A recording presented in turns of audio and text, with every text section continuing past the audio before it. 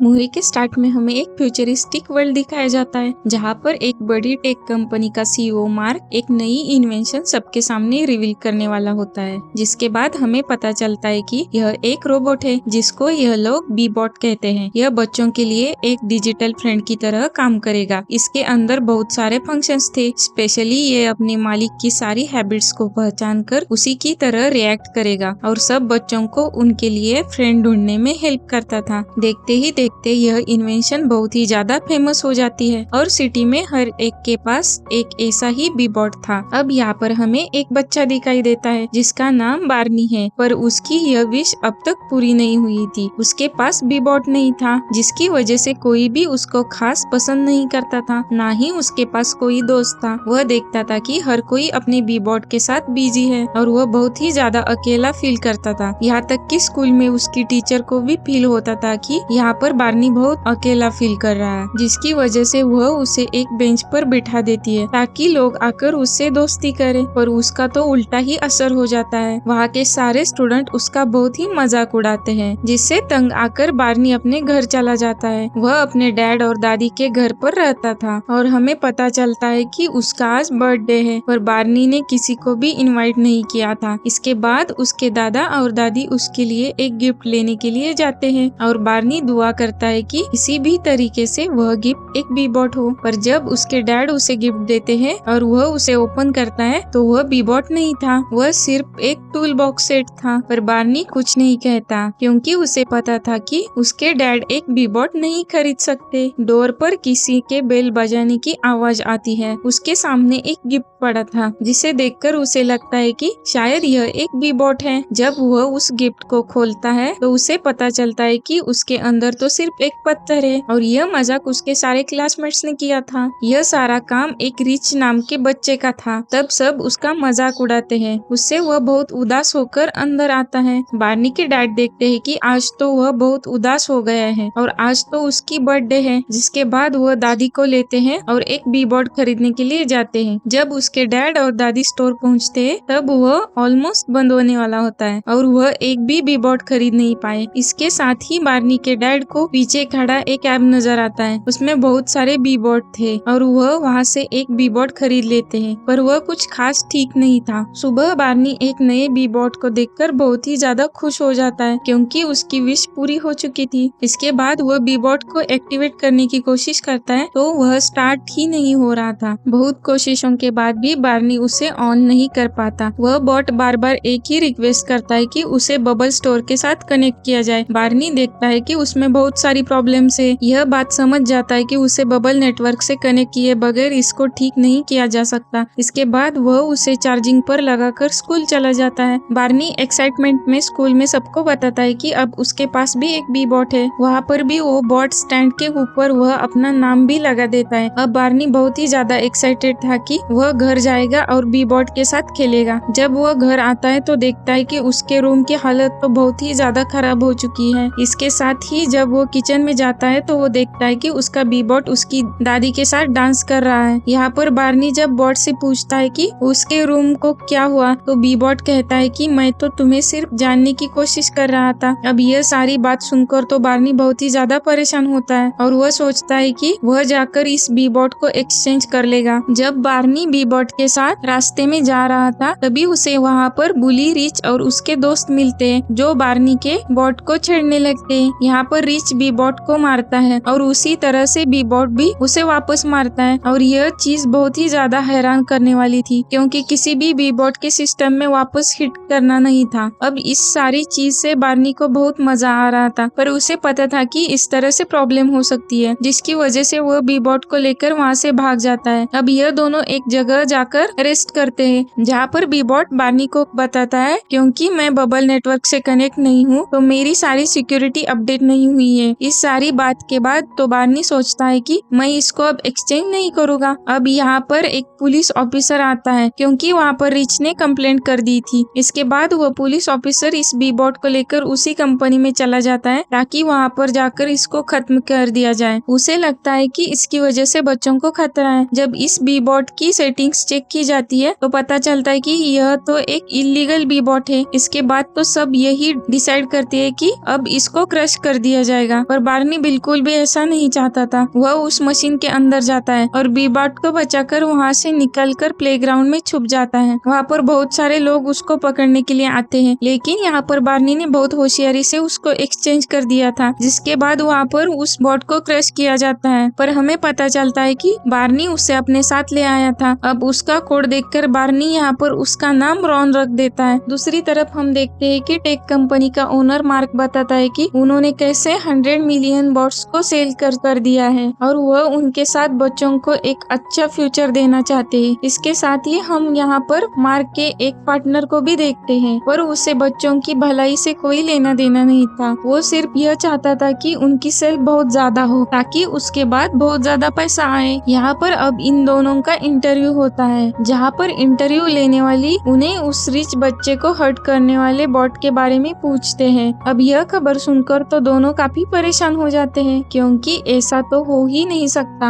यहाँ पर जब मार्क उसके पार्टनर और अपने सारे लोगों से पूछता है तो वह बताती है कि उस बी बॉट को तो क्रश कर दिया गया था। अब मार्क इस बात से थोड़ा सा उदास होता है, क्योंकि वह चाहता था कि उसकी प्रोग्रामिंग को चेक कर सके और पता लगा सके कि उसमें ऐसा क्या था कि जो बाकी के सारे बी बॉट्स में डिफरेंट है। दूसरी तरफ हम देखते हैं कि अब रॉन और बार्नी घर पर है, जहाँ पर बार्नी उससे बहुत सारी चीजें जैसे कि उसके हैबिट्स और उसकी विशेष उसके साथ शेयर करता है। साथ ही उसे वह बहुत सारे डिफरेंट पार्ट्स भी दिखाता है। साथ ही अपने ऑनर्स के साथ कैसे बिहेव करते हैं ये भी सिखाता है। इसके साथ ही बार्नी उसे कलर भी करता है ताकि वह बाकी बॉट्स की तरह दिख सके। यह दोनों बहुत अच्छे दोस्त बन चुके थे। अब एक दिन यह दोनों मस्ती कर रहे थे, तभी गलती से स्लिप होकर रॉन किसी के घर में पहुंच जाता है। वहाँ पता चलता है कि यह सवाना का घर है, जो कि बार्नी की बचपन की फ्रेंड है। यह लोग बहुत अच्छे दोस्त हुआ करते थे, पर जैसे ही सवाना के पास बीबॉट आया तभी से उसने बार्नी के साथ खेलना छोड़ दिया था। यहाँ पर वह रॉन को देखकर बड़ा हैरान होती है, जिसके बाद वह अपने बीबॉट से कहती है कि रॉन से दोस्ती कर लो, पर बार्नी उसको समझाता है कि उसका फ्रेंड रॉन ऐसा नहीं है, वह बिल्कुल भी बाकी बीबॉट की तरह नहीं है और ना ही वह नए दोस्त बनाता है। जिस पर सवाना कहती है कि ऐसा तो हो ही नहीं सकता, क्योंकि बीबॉट की प्रोग्रामिंग ही ऐसी है कि उनको नए दोस्त बनाने ही है। अब यह बात सुनकर रॉन तो बिल्कुल एक्टिव हो जाता है, क्योंकि उसके सिस्टम में यह बात किसी तरीके से पहुंच गई थी। इसके बाद यहाँ से बार्नी रॉन को लेकर चला जाता है। वो जाने से पहले सवाना से कहता है कि प्रॉमिस करो तुम रॉन के बारे में किसी को भी नहीं बताओगी, और उसके बाद वह घर चला जाता है। घर जाने के बाद रॉन उसे उसके दोस्तों के बारे में पूछता है, जिस पर बार्नी उसे कहता है कि उसका कोई भी दोस्त नहीं है। दूसरी तरफ हम देखते हैं कि मार्क के पार्टनर को कुछ ऐसी वीडियो मिलती है जहाँ से उसको पता चलता है कि रॉन को क्रश नहीं किया गया था और वह अभी बाहर है। जिसके बाद वह अपनी सारी टीम को कहता है कि किसी भी तरीके से रॉन को पकड़कर वापस लाया जाए। दूसरी तरफ मार्क भी वह वीडियो देखा है जिसमें वह नोट करता है कि रॉन तो हंस भी रहा है और वह बहुत ही ज्यादा अच्छा फील करता है, क्योंकि बीबॉट तो हंसने के लिए प्रोग्राम नहीं थे। जिसके बाद वह भी अपने लोगों से कहता है कि रॉन को किसी भी तरीके से वापस लेकर लाया जाए ताकि उसका सिस्टम चेक कर सके